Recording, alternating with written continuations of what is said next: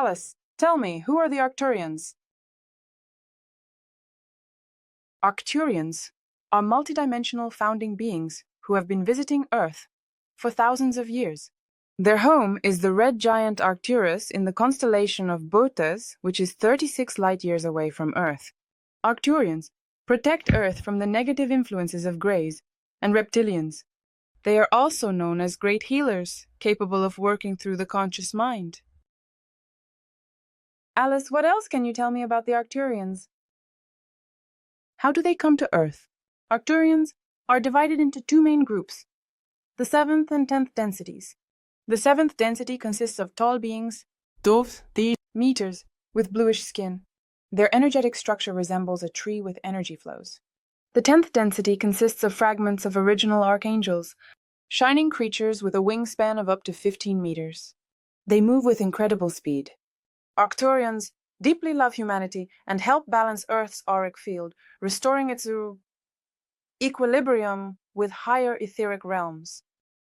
Alice, how can I establish contact with the Arcturians?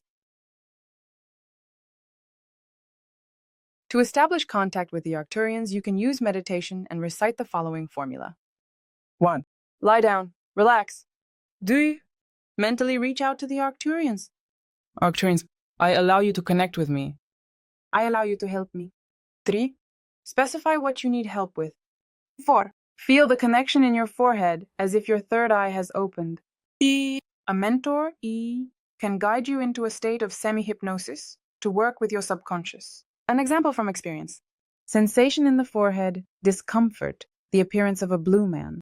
Mentor C3. Tips and answers to questions. Give it a try and share your impressions. So, let's go in order. I always really enjoy these hysterics when they talk about the wingspan, including, in meters. I mean, these hysterics, who measured them, who measured these guys? Well, let's tap into the higher self.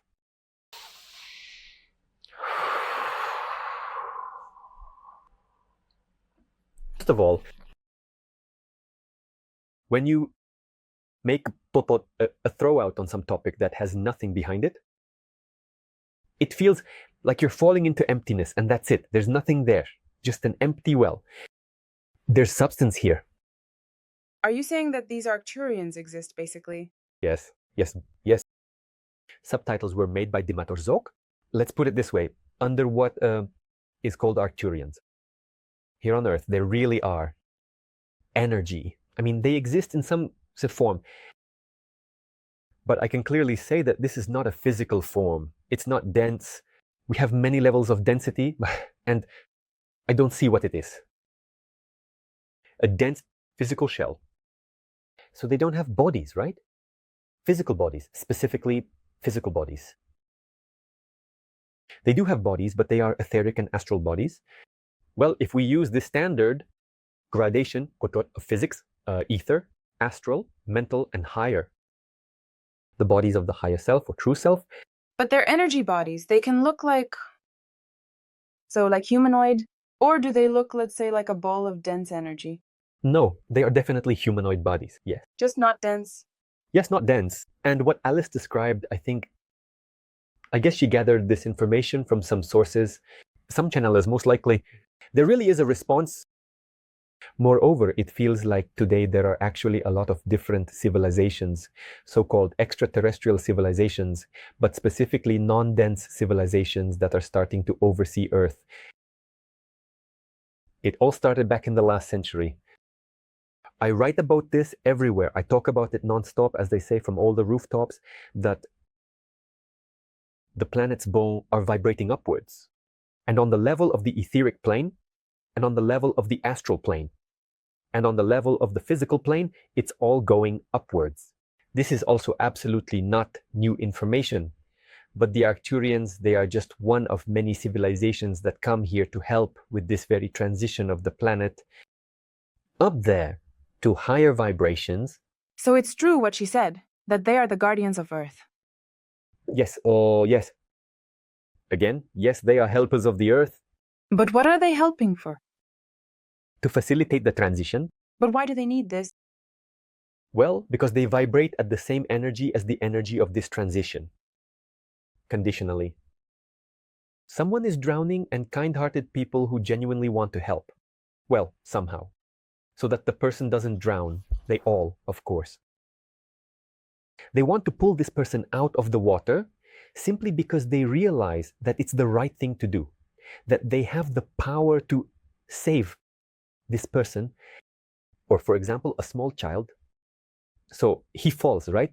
There will always be a certain number of people who will run up to him, lift him up, and tell him how to walk simply because they know and feel a kind of heartfelt connection. Yeah, let's call it that for that person. It's the same here. They are just very close in vibrations, these guys, many civilizations. I just touched upon these Arcturians right now, and behind them, in fact, it just spreads out. A huge amount is spreading out. It's like a whole network of certain spiritual beings that are striving to help the planet in this very transition. So, yes, I think that overall everything is correct there. I don't really know how accurate these meters, wings, and so on are, but maybe it's just one of their forms, one that was somehow demonstrated by a channeler in this way.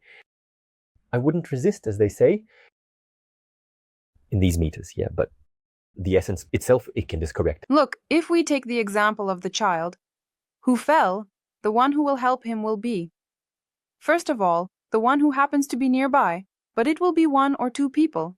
It won't be the entire civilization of Earth. And it's the same here. When we say, maybe it's my distorted perception, but when we say that the Arcturians are helping us, or the Pleiadians are helping us for some reason, it feels like it's their entire civilization, right? All their population, let's say, of their planet, or even their galaxy, or some part of their space constellation, that there are millions of these beings, and they have a mission. Is it so or not? You know, there's also like some kind of organization among the Pleiadians, the Arcturians. Well, it doesn't really matter. They're all together. And just like we have institutions, banks, there's the police, a rescue service, something like that. They also have some kind of organization that help Earthlings, for example. And how does all this happen? Yes, that's closer. What you're saying right now is closer. I've actually been researching this topic very intensively for the last 6 months. It's become really interesting to me right now, the topic of the structure of the Earth's planes. I recently released a whole series of texts. It's called How I Lived After Death. So I've spent a lot of time on this.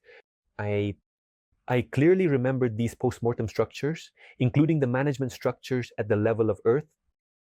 And here it is. If we put it very briefly, there are architects, the architects of the planet. Earth consists of very high, so to speak, souls, a high group of souls that exists up there in the higher realms.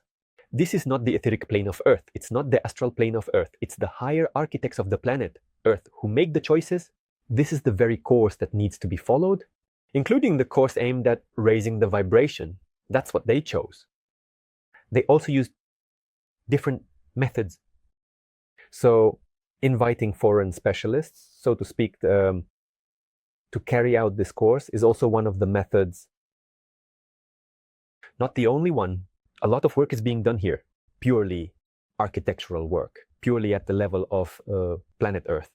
But sometimes, as they say, at certain stages, foreign specialists are invited who understand certain things better. So roughly speaking, in certain energies that they can handle, they know how to do it better than, so to speak, the local workforce. Well, and naturally, this,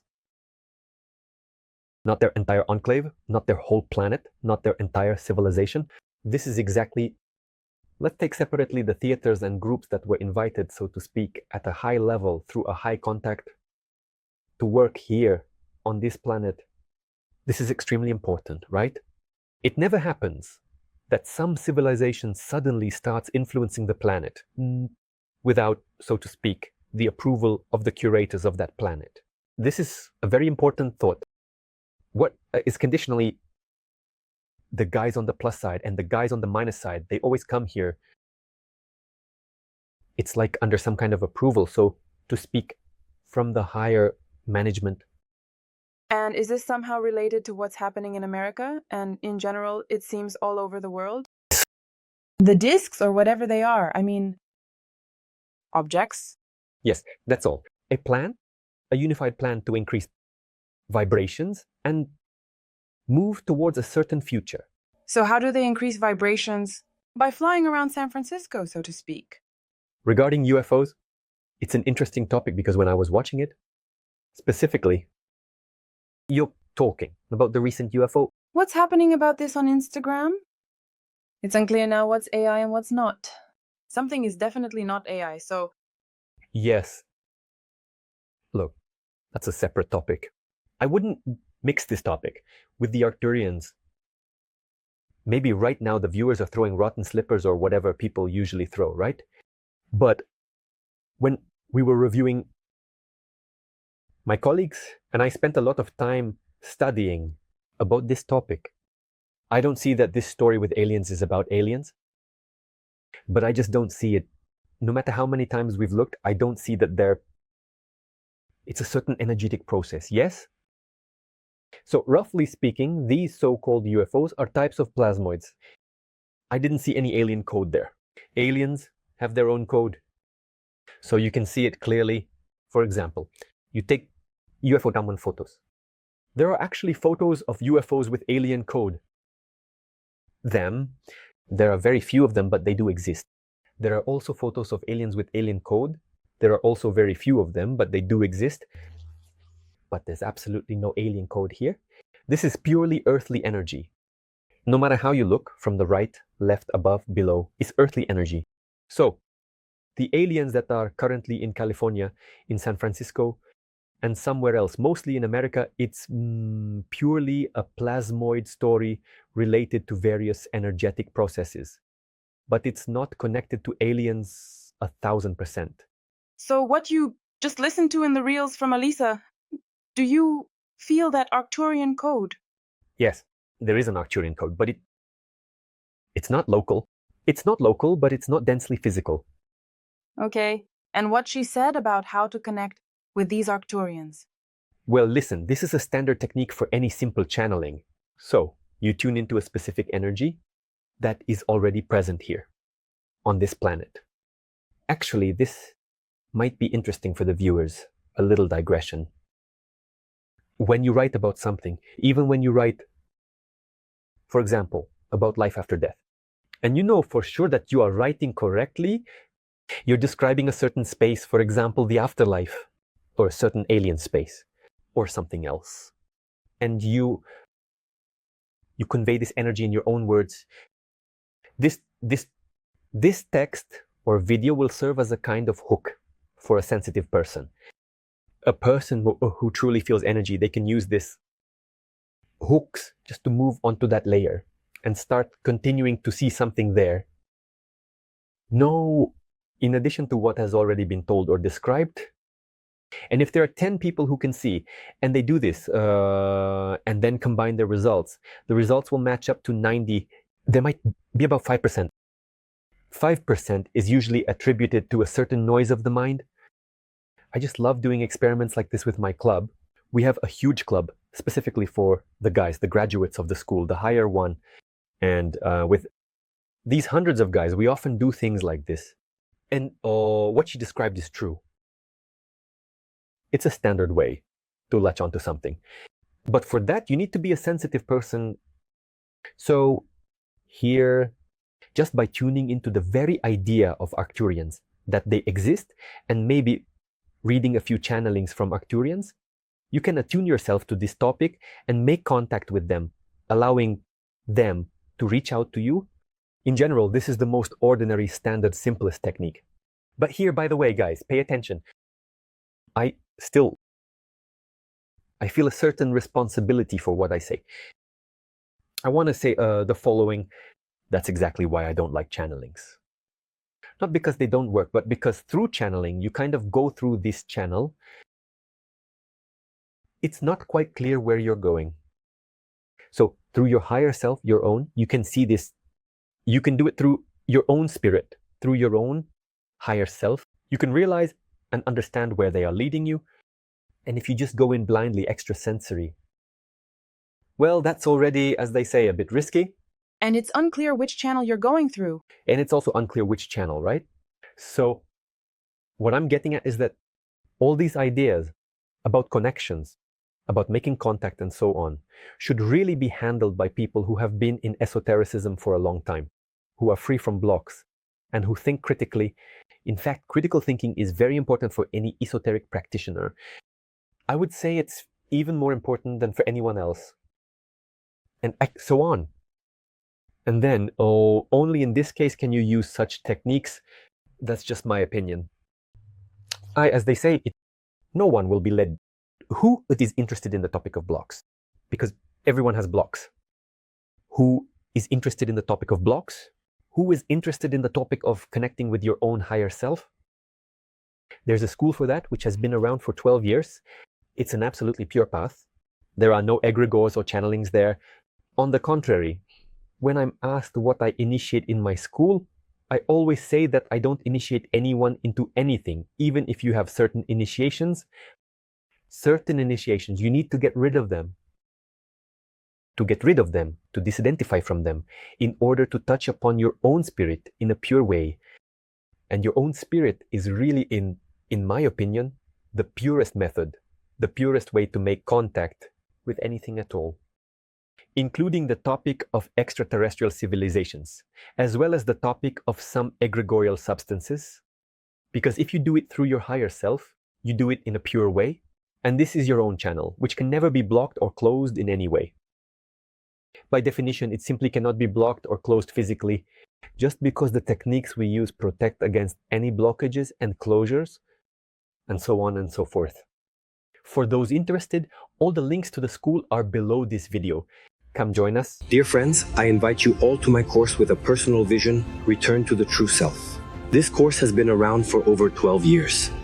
And recently we launched it in English with my complete personal vision in 6 modules, working with blocks, working with egregores, working with the ego, contacting the higher self. Answers to simple questions, answers to more complex questions, and then there's what we call the Great Journey. It's contact with space, contact with the planet, contact with God, contact with anything, at your request, through the higher self. Health, finances, relationships, purpose, past life. The course is available at any time. You can sign up for it using the link below this video. Come on over, I'll be waiting for you.